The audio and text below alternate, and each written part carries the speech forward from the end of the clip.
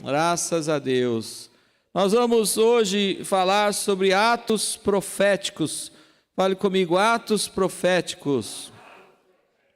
Vamos abrir a palavra de Deus, a Bíblia, no livro de João, Evangelho de João, capítulo 9, versículos 6 e 7. Evangelho de João, capítulo 9, versículos 6 e 7. Atos proféticos é uma mensagem dos 40 dias da cruzada de 40 dias de milagres, e essa mensagem é muito forte, é uma das últimas mensagens do livro que tem as 40 mensagens. Se alguém não recebeu esse livro, depois na hora da oferta, a irmã vai estar aqui com os livros, para entregar para quem não recebeu ainda, porque hoje está encerrando a campanha. Então, se você não recebeu, você pode levar o livro com as 40 mensagens dos 40 dias de milagres. Amém? Já encontraram aí na Bíblia, no celular, Muitos têm a Bíblia no seu celular. Vamos ler a palavra do Senhor. Tendo dito isso, cuspiu no chão, misturou terra com saliva e aplicou-a aos olhos do homem. E o versículo, esse é o 7? Então agora é o 7, Então lhe disse, vá lavar-se no tanque de Siloé, que significa enviado. O homem foi, lavou-se e voltou vendo. Amém, irmãos? O que aconteceu com Jesus nesse dia? O homem era cego, estava diante de Jesus. Jesus pegou, um pouquinho de terra, cuspiu e colocou nos olhos do cego. Ele fez, com a sua saliva, ele misturou com a terra e ele aplicou nos olhos do cego. E ele disse para o cego, vai e lava-te no tanque de Siloé. E diz a palavra que aquele homem foi e lavou os seus olhos e ele começou a enxergar, ele voltou vendo perfeitamente. O que significa essa palavra? Jesus estava ensinando aqui para nós um ato profético. O que é um ato profético? Jesus podia chegar e curar o cego na hora. Jesus tinha poder para tocar nos olhos dele e ele já começar a enxergar. Mas Jesus quis fazer o que com aquele homem? Fale comigo, ato profético. E aquele homem, o ato profético está ligado à fé. Tem pessoas que para ter fé precisam de um ato profético. E esse homem então, ele precisava ir lá e lavar os olhos. Jesus não precisava disso, mas a fé daquele homem precisava de um ato profético para ele ser curado. Ele era cego. E hoje Jesus está ensinando para nós a mesma coisa. O que significa uma cruzada de 40 dias de milagres? Pessoas lendo uma mensagem por dia, pessoas vindo 40 dias na casa de Deus. Os milagres estão acontecendo nesses 40 dias, não só aqui na Casa Verde, mas no São Paulo inteiro. O estado de São Paulo está vivendo os milagres de Deus. Amém? Esses 40 dias significam um ato profético. As pessoas falam, não, olha, a igreja no estado de São Paulo está unida nesses 40 dias, buscando milagre. Eu também quero o meu milagre. Então isso se torna um ato profético. E olha, irmãos, eu quero dizer nesta noite que essa mensagem fala que você precisa praticar atos proféticos. Você precisa viver os milagres na sua vida. Os milagres não são só para esses 40 dias. Os milagres são para a sua vida inteira. Os milagres são para acontecer o tempo todo. Amém? Então é importante você praticar atos proféticos. Olha só, vou dar uns exemplos aqui na Bíblia. Eliseu jogou sal nas fontes das águas que estavam lá estragadas. E quando ele jogou aquele sal, as águas ficaram purificadas. O que significa Eliseu jogando a sal naquelas águas? Fale comigo, um ato profético. O profeta jogou sal e as águas não prestavam, as terras não produziam nada. Esses dias eu preguei sobre isso, não tinha lá o fruto, não tinha o alimento. Então o profeta fez esse ato de jogar sal. E olha, nossa, como funciona, Às vezes um ato seu Funciona. Você fala assim: eu vou fazer uma corrente de 7 orações, corrente espiritual de 7 orações, indo 7 domingos na igreja. Vou fazer esse ato profético para alcançar o meu milagre. E se você cumprir, fizer direitinho os 7 domingos de ato profético que você dedicou a Deus, você vai receber o teu milagre pela fé.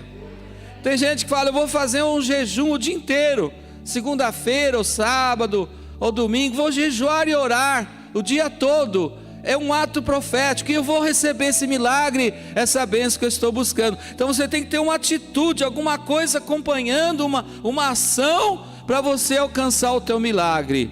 Olha que diz mais: Eliseu pegou a farinha da panela, um pouquinho, e ele multiplicou aquela farinha da panela. É um ato profético. Naamã mergulhou no Rio Jordão e foi curado da lepra. Quantas vezes Naamã mergulhou no Rio Jordão? 7. Eu acabei de falar que a pessoa pode fazer um ato profético de vir 7 domingos na igreja. Começar hoje, a partir de hoje eu vou fazer 7 domingos de corrente de oração. Domingo que vem começa a nova campanha que se chama A Chave do Reino dos Céus. E você pode já participar dessa campanha 7 domingos, digam glória a Deus. Então, o que é ato profético? É isso, mergulhar 7 vezes no Rio Jordão.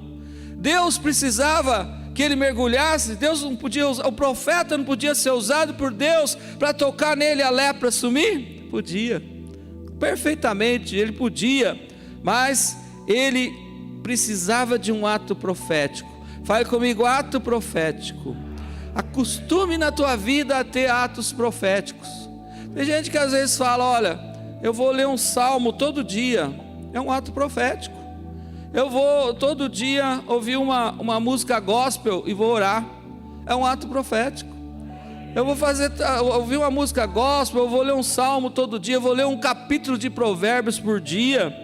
É um ato profético. Você está crendo que você, cumprindo esse ato, o milagre vai acontecer, e acontece na tua vida. Quem está entendendo, diga amém.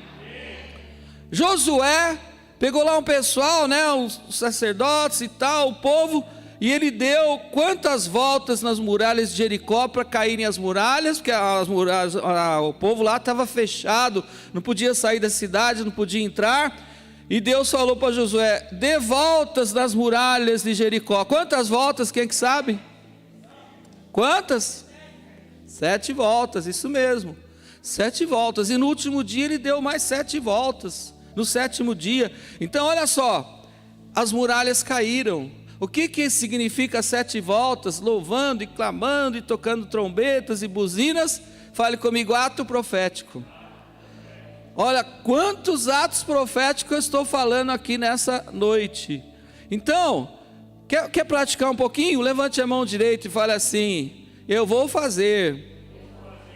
acostumar a fazer atos proféticos e vou alcançar muitos milagres. Quem crê, aplaude e glorifique ao Senhor. Glória a Deus, aleluias, glória a Deus. Irmãos, eu tenho isso na minha vida. Desde que eu comecei a pregar, eu faço atos proféticos. Quando eu fui chamado com 17 anos para pregar o evangelho, eu fui lá num bairro e comecei a pregar lá num salão que o homem me emprestou lá, um salão que era de baile fim de semana. Ele me emprestava para mim pregar no dia de semana, e era um bairro lá onde meu pai era pastor, lá no Rio Grande do Sul. Então, com 17 anos eu senti o chamado, mas eu falei: eu vou querer um ato profético, eu vou querer que Deus me mostre se Ele está me chamando mesmo para ser um missionário, um pregador do evangelho. E eu falei: eu já ouvi falar de milagres, pessoas paralíticos andando, eu vi muitos milagres na minha vida, mas eu não cheguei a ver um milagre. Aí eu fiz um desafio com Deus. Eu falei: Senhor, se o Senhor me usar para fazer um milagre, alguma coisa acontecer, um milagre que eu ore aconteça, eu vou me dedicar ao ministério. Eu vou fazer o seminário em São Paulo, e eu vou fazer os 3 anos do seminário, e eu vou pregar o evangelho. E Deus então me usou um dia, para orar pelo menino paralítico que tinha 11 anos, e desde nenezinho, criancinha, ele era paralítico. E eu orei por ele, coloquei as mãos na perna dele, começou a estralar os ossos e os músculos.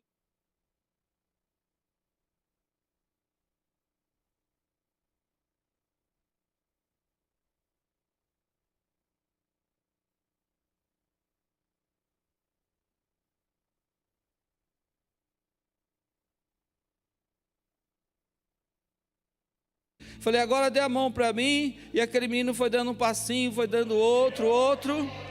E de repente aquele menino estava correndo lá no meio do salão. Glória a Deus, aleluia. E quando eu fiz o seminário aqui, eu trabalhei no banco 3 anos. Aí eu cheguei para o gerente do banco e falei, eu terminei o seminário, eu falei, vou sair do banco, estou pedindo demissão, porque eu vou ser pastor. Terminei o meu seminário, vou ser pastor.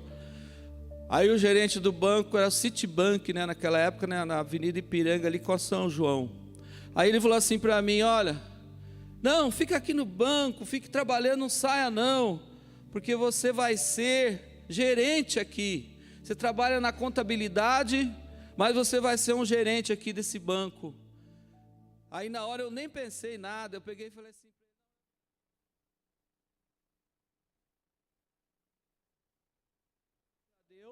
eu vou cumprir meu voto, que eu fiz um voto a Deus, se acontecesse um milagre, eu ia para o ministério.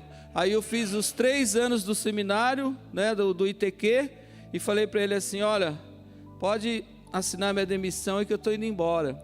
Aí eu peguei minha malinha de roupa, minha Bíblia, e saí pregando evangelho aí nas cidades. E quando eu cheguei em Mogi, Deus me usou para ser o fundador da igreja em Mogi das Cruzes, que hoje tem mais de 35 igrejas, e o terreno que nós compramos lá de 1.000 metros quadrados, e a igreja cresceu muito lá. Amém, irmãos? Digam glória a Deus. Fale comigo, ato profético. Aí eu acostumei a fazer isso com o povo. Acontecia muitas muletas penduradas, eu tenho as fotos, gente que deixou cadeira de rodas. Muitos milagres foram acontecendo e até hoje acontece, porque eu creio em atos proféticos. Quando a gente realiza um ato de fé, Deus honra a nossa fé. Os irmãos estão vendo vários exemplos aqui na Bíblia. Vamos ler Atos 8, 35 a 37. Diz assim, então Filipe, começando com aquela passagem da Escritura, anunciou-lhe as boas novas de Jesus. Prosseguindo pela estrada, chegaram a um lugar onde havia água. O eunuco disse, olha aqui a água, que me impede de ser batizado? E mais o 37, né? Versículo 37. Então estava o Filipe com o eunuco, né? Caminhando, e ele pregando o evangelho para o eunuco. E aí ele disse Filipe, você pode se crer de todo o coração. O eunuco respondeu, creio que Jesus Cristo é o Filho de Deus. Amém, irmãos? Aquele Filipe, servo do Senhor, discípulo de Jesus, estava caminhando com o eunuco e pregando o evangelho, que Jesus salva e tal, que ele precisava se arrepender, aceitar Jesus. E aquele homem viu um lugar que tinha um lago, né, bastante água ali, e ele começou a ensinar para ele sobre o batismo, né, ser batizado nas águas. E ele disse para Filipe, olha, aqui tem água, bastante água, o que impede de eu ser batizado? E Filipe disse, você pode se crer de todo o coração. Fale comigo, crer de todo o coração.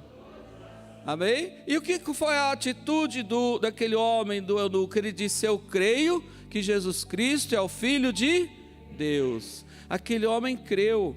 Olha, domingo, dia 28 de novembro, nós temos o tanque aqui batismal. Nós vamos realizar 2 batismos aqui no domingo, dia 28 de novembro. Um batismo às 9 da manhã e outro à noite, às 19 horas. E nós hoje fizemos o culto do amigo. Tinha 7 pessoas que trouxeram um amigo ou uma amiga às 9 da manhã. Às 10 horas, mais uma pessoa trouxe mais uma amiga. E agora à noite nós vamos também orar por alguém que trouxe o seu amigo. Então o que diz esse trecho da palavra do Senhor?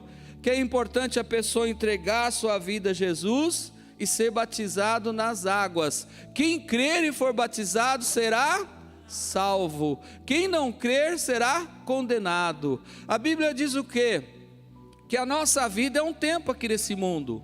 Nós vivemos por alguns anos. A nossa vida passa rápido. A Bíblia fala que a nossa vida é como a erva do campo, que hoje está lá bonita, aquela flor bonita, e logo vem o vento e aquela flor não está mais naquele campo.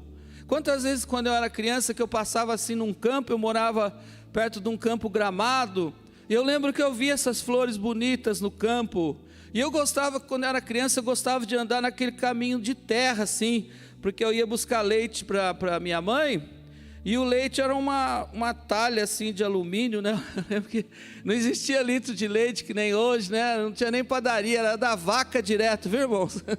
O leite era direto da vaca. E era bom, a irmã desse tempo, né? Quem mais? Tem mais alguém ou só eu e a irmã? Ali, ó. A irmã, olha lá, o pastor Orlando, aqui a irmã Lúcia. Alguns aqui, poucos, né? São desse tempo. Então a padaria era a vaquinha que ficava lá.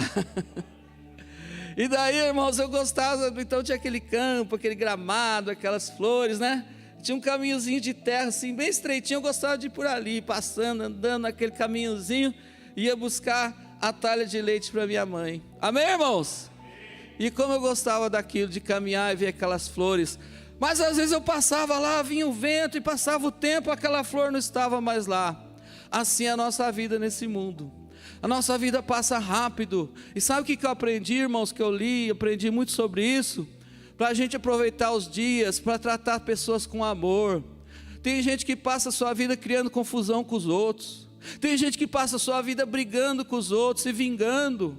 Tem gente que passa a vida querendo bater, querendo apanhar, porque quem bate apanha também. Não é verdade? Bate, apanha. Passa a vida assim, irmãos, gastando tempo com coisas fúteis, coisas inúteis. Mas o tempo, pouco tempo que nós temos que amar as pessoas, orar, trazer as pessoas para Jesus, como agora esse culto do amigo, uma bênção, convidar sempre as pessoas para virem na casa de Deus, saber perdoar, saber pedir perdão, tratar com amor, entender o erro dos outros. Às vezes as pessoas erram comigo também, pensa que alguém não erra comigo, erra, mas eu entendo, eu falo, essa pessoa tem as falhas, eu tenho as minhas também, como ela tem as falhas dela, eu tenho as minhas. Então eu vou entender essa pessoa, vou amar essa pessoa, vou perdoar essa pessoa. Digam glória a Deus. Mas tem gente que pensa que é melhor que os outros. Tem gente que se julga, se acha superior aos outros. E ninguém é superior a ninguém. Perante Deus nós somos todos iguais. Amém, irmãos? Então vamos aproveitar o tempo que nos resta nesse mundo, nessa terra, para fazer o bem, fazer como faz aqui na igreja, dar o alimento, que nem foram segunda-feira levar cobertor, roupas, chocolate quente, sopa. O grupo aí de irmãos da ação social, com a pastora Márcia, o pastor Antônio, saíram pelas ruas aí, socorrer pessoas que estão com frio. O nenezinho voltaram lá para levar fraldas para aquela criança. É isso que é legal. A vida é bom viver a vida bem vivida. Amém, irmãos? Que a pessoa que vive mal, ela vive amargurada. Ah, porque eu fiquei de mal com alguém, está amargurada. Ah, porque eu xinguei alguém. Ah, falou palavrão, xingou, humilhou, né, maltratou. Aí fica amargurada. Mas quem trata com amor, quem trata bem as pessoas, quem perdoa, vive sempre em paz. Jesus disse: a minha paz vos dou, e não vou lá dou como o mundo a dá. A paz que Jesus dá fica dentro de nós, fica no nosso coração. Então eu tenho ensinado para as pessoas: vão viver bem, vão viver em paz, vão praticar a palavra de Deus, porque aí você vai ter paz, e você vai viver bem nesse mundo, e você vai ganhar pessoas para Jesus, amém?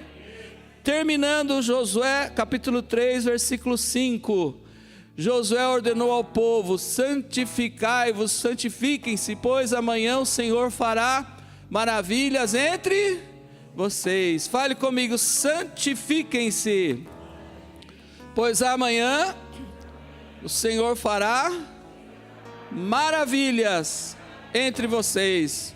Deus vai fazer maravilhas na tua vida. Deus vai fazer maravilhas nesta igreja. Coisas grandes vão acontecer na tua vida. O que é santificar? Santificar, a gente estudando na Bíblia, diz assim: separar-se do pecado, separar-se do mundo, do pecado, separar-se para Deus. Separar-se, o mundo do pecado está para cá. Separar-se desse mundo do pecado, desobediência a Deus fica para lá. Eu estou separado para as coisas de Deus. Isso que é santificar-se, amém, irmãos? Quando você quer se santificar, quando você quer se separar para Deus, acontecem maravilhas na tua vida. Quando a pessoa fica para o lado de cá, no erro, na desobediência, no pecado, as maravilhas não acontecem na vida dessa pessoa. Não acontecem as maravilhas. Ela está esperando maravilhas e não acontece, porque ela está para o lado de cá. Ela está para o lado do pecado, da desobediência. Mas quando ela passa para a santificação, para o lado de Deus, para o lado do reino de Deus, quando ela passa para o lado da obediência à palavra de Deus, as maravilhas acontecem na tua vida. Glória a Deus.